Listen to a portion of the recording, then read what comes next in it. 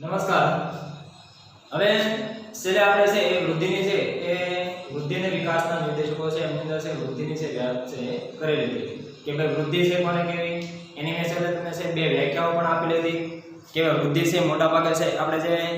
માણસને અથવા તો પ્રજાને છે વધુને વધુ છે વૈદ્યપૂર્ણ છે એ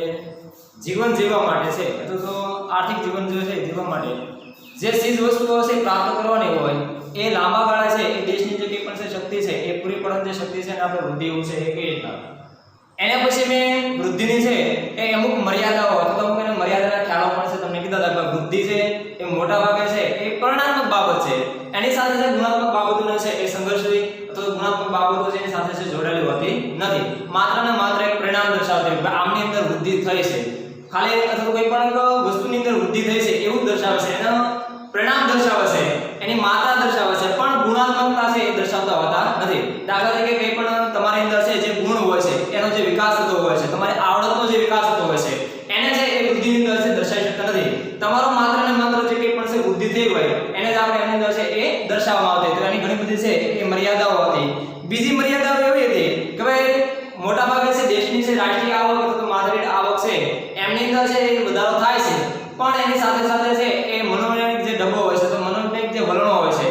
તો એ વલણોની અંદર છે એ કંઈ પણ પરિવર્તનો આવતા હોતા નથી દાખલા તરીકે કંઈ પણ છે પરિગ્રહ હોય છે અમુક ચિંતા હોય છે અમુક કંઈ પણ સંઘર્ષો હોય છે ગમા અણગમાના હોય કંઈ પણ છે તો આ જે મનોવૈજ્ઞાનિક જે ડબ્બો છે અથવા વલણો છે એનો એની અંદર છે વિકાસ થતો હોતો નથી તો આવી છે ઘણી બધી છે એ બુદ્ધિ એટલે ખાસ કરીને છે વૃદ્ધિની છે એ મર્યાદાઓ હતી અને એના કારણે એ પછીનો ટોપિક આપણે છે આજે જે ભણવાનો છે એ છે વિકાસ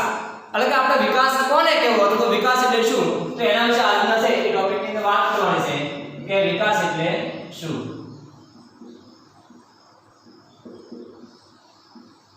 વિકાસનો અર્થ હવે આપણે છે એ જોતા હોઈએ છીએ કે મોટા ભાગે છે આપણે ત્યાં છે એ માન્યતા એવી છે કે વિકાસ અને આર્થિક વૃદ્ધિ બંને છે એક સમાન છે અથવા બંનેને છે એક જ ગણવામાં આવશે કોઈ પણ વ્યક્તિ છે ધીમે ધીમે છે સામાન્ય રીતે આપણે ઉદાહરણ તમને દેતા હોય નાનો બાળક હોય એના જન્મતા થાય છે એટલે કે જન્મ પછી ધીમે ધીમે જેમ જેમ દિવસો છે એ વીતતા હોય છે અથવા દિવસો છે પસાર થતા હોય છે એમ એના છે શરીરનો છે બાહ્ય અને આંતરિક એનો છે એ વૃદ્ધિ થતી હોય એની સાથે સાથે એનો વિકાસ એવો પણ થતો હોય છે કે ભાઈ એની અંદર એની આવડતો આવતી હોય છે એની અંદર કળા આવતી હોય છે એની અંદર નોખા જાતની છે એ બુદ્ધિની ક્ષમતાઓ આવતી હોય છે નોખા છે એ વસ્તુને પારખવાની કળા આવતી હોય છે પારખવાની ક્ષમતા આવતી હોય છે તો આ આપણે સામાન્ય રીતે છે એ વિકાસ અને વૃદ્ધિ એટલે કે વૃદ્ધિ છે એ બંનેને એક આપણે છે માનતા હોઈએ પણ અર્થતંત્રની અંદર છે અથવા તો અર્થશાસ્ત્રની અંદર વિકાસને પણ એક અલગ પરિભાષા છે આપવામાં છે આવે છે વિકાસને પણ અલગ રીતે છે એટલે કે જોવામાં છે આવતા હોય છે સામાન્ય રીતે વિકાસને છે એ તમે જોતા હશો કે આપણે છે એ નોખા દેશોની વાત કરવામાં આવતી હોય તો જો એશિયાઈ દેશો છે જે લેટિન અમેરિકા દેશો છે તો હાલની અંદર એ પોતે છે પોતાનો વિકાસ એ સાધી રહ્યા છે નોખી સ્થિતિની અંદર નોખા ક્ષેત્રોની અંદર પોતે પોતાનો વિકાસ એ કરે છે અમુક દેશો છે તો ખેતી ક્ષેત્રે સારામાં સારો વિકાસ કરતા હોય અમુક દેશો છે એ ઉદ્યોગ ક્ષેત્રે વિકાસ કરે છે તો અમુક દેશો છે એ દેશના કે દુનિયાના છે ટોપ લેવલની અંદર છે એ આવતા હોય એ રીતે સેવા ક્ષેત્રનો છે એનો અંદર સારામાં સારો વિકાસ એ કરી રહ્યા છે તો આ રીતે છે પોતપોતાના દેશો છે અથવા નોખા દેશો છે એ પોતાની રીતે નોખા ક્ષેત્રોના પ્રમાણમાં અથવા નોખા ક્ષેત્રો પ્રમાણે પોતે પોતાનો વિકાસ એ કરે છે તો આ રીતે વિકાસ શબ્દ છે આપણે ત્યાં છે એ પ્રસ્તુત કે ઉપસ્થિત આવ્યો તો છે એ આપણે જાણીતા થયા હોઈએ છીએ તો વિકાસને છે નોખી છે એ રીતે છે એ ગણવામાં છે આવે છે વિકાસ એ મોટા ભાગે છે એ આપણે ખાલી ફક્ત છે આપણી માથાદીઠ આવકની અંદર વધારો થાય અથવા તો સામાન્ય રીતે આપણી રાષ્ટ્રીય આવકનું સ્તર ઊંચું આવે એને વિકાસ થયો છે એવું નથી કહેવાતું પણ માથાદીઠ આવક વધવાની સાથે કોઈ પણ વ્યક્તિ હોય એ વ્યક્તિની માથાદીઠ આવક તો વધે છે પણ તેની સાથે સાથે જો એના ગુણોની અંદર પણ જો પરિવર્તન આવતું હોય એના ગુણોની અંદર પણ છે વૃદ્ધિ થતી હોય એની અંદર પણ એનો જે વધારો થતો હોય તો એને પણ વિકાસ તરીકે છે ઓળખવામાં છે આવે છે એટલે કે જે આગળની મર્યાદા હતી વૃદ્ધિની એ મર્યાદાને સેલિબ્રેશન માટે છે આપણે વિકાસનું છે એ ગણવામાં આવતું હોય તો વિકાસ એ માત્ર ને માત્ર છે પરિણાત્મક બાબત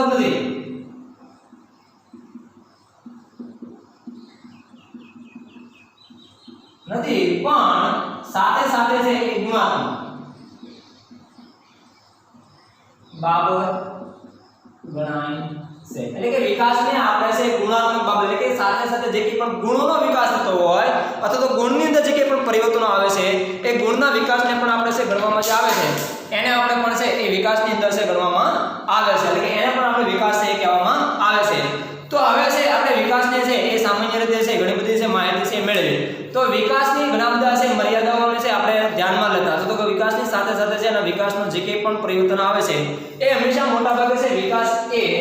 બહુમુખી પ્રક્રિયા છે. જો કહે છે કે વિકાસ એ બહુમુખી પ્રક્રિયા છે. જો કહે છે કે વિકાસ એ બહુમુખી પ્રક્રિયા છે, એટલે કે એક મુખને સામાન્ય દાખલા તરીકે કોઈ પણ એક વ્યક્તિની જો વાત કરવામાં આવતી હોય આપણે, તો એ વ્યક્તિની આવકમાં જ વધારો થાય એવું નહીં. સામાન્ય એની અંદર છે એના જે અંદરના જે ગુણો છે, શારીરિક ગુણોની સાથે સાથે એની માનસિક ક્ષમતાઓ પણ વધતી હોય, માનસિક ગુણો પણ વધતા હોય છે. એની અંદર છે એ અમુક કળાઓ પણ વધતી હોય છે, એની જે આવડત હોય છે અને કૌશલ્યો છે એની અંદર પણ જો વધારો થતો હોય, એની બુદ્ધિ ક્ષમતાની અંદર પણ વધારો થતો હોય, તો એને પણ આપણે વિકાસ છે એવું કહી શકીએ. તો એટલે કે વિકાસ એ બહુમુખી પ્રક્રિયા છે એ ધરાવે છે. એટલે કે વિકાસની અંદર છે ઘણી બધી છે એ પ્રક્રિયાનો છે સમાવેશ કરવામાં આવતો હોય છે. વિકાસના અંદર છે એ ગણવામાં આવે તો ખાસ કરીને છે એ આપણે જે ત્રણ ક્ષેત્રો છે, તો ત્રણ ક્ષેત્રોમાંથી છે કોઈ પણ એક ક્ષેત્રની અંદર જો કોઈ પણ પરિવર્તન આવ્યું હોય તો ગણો કે બીજા ક્ષેત્રની અંદર પણ પોતે પોતાની રીતે છે વિકાસ છે કરી શકતો હોય. દાખલા તરીકે ઉદાહરણ આપું,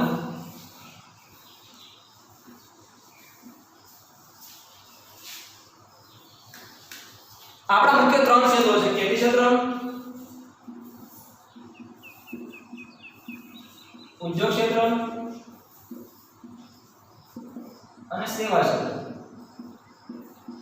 આ ત્રણ ક્ષેત્રો છે. આ ત્રણ ક્ષેત્રોમાંથી કોઈ પણ એક ક્ષેત્રની અંદર છે કોઈ પણ વ્યક્તિ છે એ પોતાનો વિકાસ છે કરી શકતો નથી, તો બાકીના બંને ક્ષેત્રોમાંથી કોઈ પણ એક ક્ષેત્રની અંદર પોતે પોતાનો વિકાસ છે કરી શકે છે. દાખલા તરીકે હાલો ખેતી ક્ષેત્ર છે તો એ નિષ્ફળ થાય,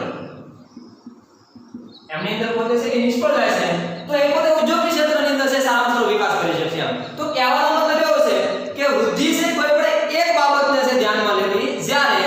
વિકાસ છે એ બહુમુખી પ્રક્રિયા છે અને એના કારણે એમની અંદર ઘણા બધા આપણને છે એ વિકલ્પો છે મળતા હોય છે. કોઈ પણ એક વિકલ્પ જો આપણો બંધ થતો હોય તો સામે ઘણા બધા વિકલ્પો છે આપણા માટે છે ખુલ્લા છે હોતા હોય છે. જો આપણે ખેતી ક્ષેત્ર નિષ્ફળ થતા હોય તો આપણે ઉદ્યોગ ક્ષેત્રમાં સારામાં સારો વિકાસ કરતા હોય, ઉદ્યોગ ક્ષેત્ર પણ નિષ્ફળ થતો હોય તો આપણે પાસે સેવા ક્ષેત્ર હોય. આ રીતે છે કોઈ પણ ક્ષેત્રની અંદર આપણે આપણો રીતને છે વિકાસ છે કરી શકતા હોય. શું કામ કરી શકતા હોય કે આની અંદર આપણે છે આવડત,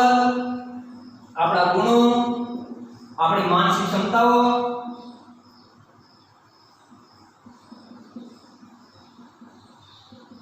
આપણે જે કૌશલ્યો વગેરેનો છે એની અંદર છે વિકાસની અંદર છે સમાવેશ થતો હોવાને કારણે આપણે કોઈ પણ છે એકાદ કળાનો પણ છે આપણો સહારો લઈ અને આપણે છે વિકાસ કરી શકતા હોઈએ છીએ. તો કહેવાનો મતલબ કે વિકાસની અંદર છે મોટાભાગે ઘણી બધી પ્રક્રિયા હોવાને કારણે વિકાસ એ આપણે છે સારામાં સારી રીતે છે કરી શકતા હોઈએ છીએ. જે કંઈ પણ છે વૃદ્ધિ છે એ વૃદ્ધિની મર્યાદાઓ છે, તમામ મર્યાદાઓને છે એ પૂર્ણ કરવા માટે અથવા તો એ મર્યાદાઓનું છે સોલ્યુશન કરવા માટે એમને આપણે છે વિકાસની અંદર છે એ સારામાં સારી છે આપણે છે એ પદ્ધતિ મળતી હોય છે. તો હવે છે આપણે વિકાસને છે એ વિશે છે વાત કરી પછી વિકાસની અંદર છે ઘણા બધા છે લોકો છે કે પણ ગરીબી હોય, બેકારી હોય એને પણ આપણે છે એ સારી રીતે છે નિવારણ છે કરી શકતા હોઈએ. તો હવે છે વિકાસની અંદર છે આપણે અહીંયા જે કંઈ પણ છે મોટાભાગે જે અર્થશાસ્ત્રીઓ છે પોતાની રીતે જે પરિભાષાઓ આપી છે, વ્યાખ્યાઓ આપી છે એના વિશે વાત છે કરીએ.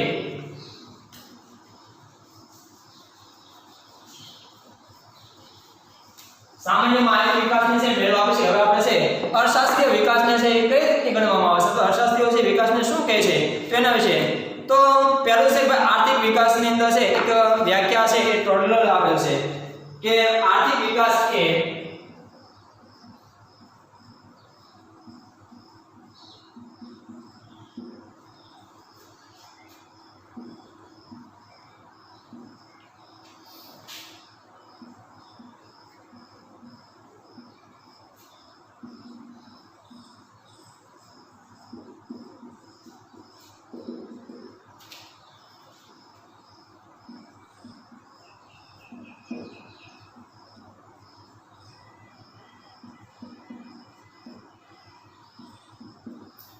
એક માઇકલ ટોડેરો નામના છે એ અર્થશાસ્ત્રી છે એ એવું કહે છે કે આર્થિક વિકાસ એ બહુપરિમાણીય છે એક પ્રક્રિયા છે. જો આ વ્યાખ્યાઓ છે યાદ રાખજો, ઘણી વખત છે એક ગુણની અંદર પણ પૂછાય છે. મેં પહેલા તમને છે આ પાઠ શરૂ કરતા પહેલા કીધું છે આ પાઠની અંદર છે 10 ગુણ છે એ પૂછાય છે. તો આની અંદર કોઈ પણ એક વિકલ્પો આવશે, એક છે કંઈ પણ એક ગુણનો આવશે અને એક ઓટો સવાલ તો છે ફરજિયાત છે આવે છે. તો અહીંયા છે એવું કહે છે કે આર્થિક વિકાસને આપણે છે કઈ પરિભાષામાં કહે છે તો બાબા આર્થિક વિકાસ એ બહુપરિમાણીય, જો એ બહુપરિમાણ એટલે કે પ્રક્રિયા છે, એટલે કે કોઈ પણ એક પરિણામ નહીં પણ ઘણા બધા પરિણામોનો છે સમૂહ તરીકે આપણે છે વિકાસને ગણવામાં છે આવે છે. જો અહીંયા ઘણા બધા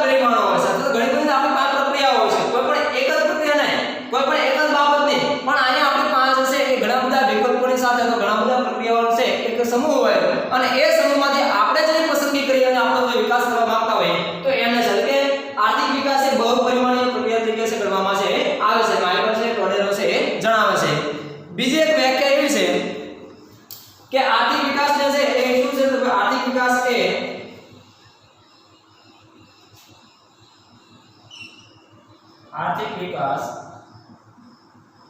એ એવી પ્રક્રિયા છે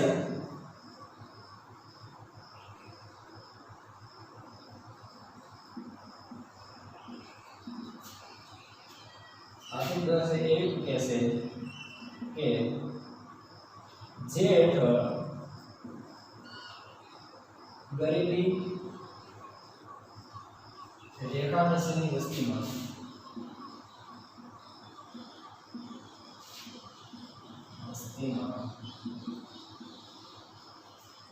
વધારો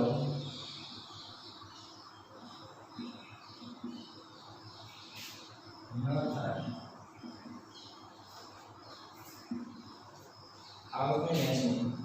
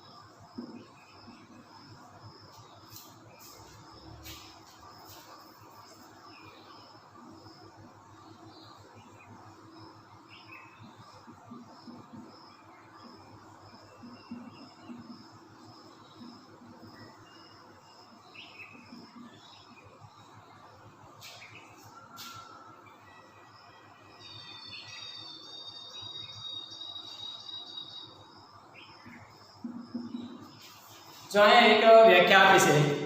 છે એ વ્યાખ્યા જીએમ છે એ મેયર નામનો છે એ અર્થશાસ્ત્રી આપી છે એને એવું કીધું